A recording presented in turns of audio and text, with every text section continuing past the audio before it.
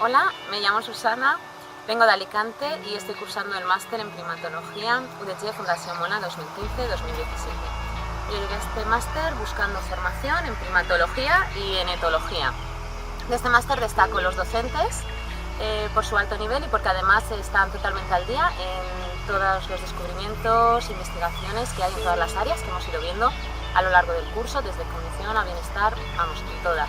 Por otro lado, te aporta unos conocimientos prácticos que son importantísimos para desenvolverte en el mundo laboral, porque desde el principio estás desarrollando un proyecto de investigación, que puedes hacerlo aquí en Fundación Mona,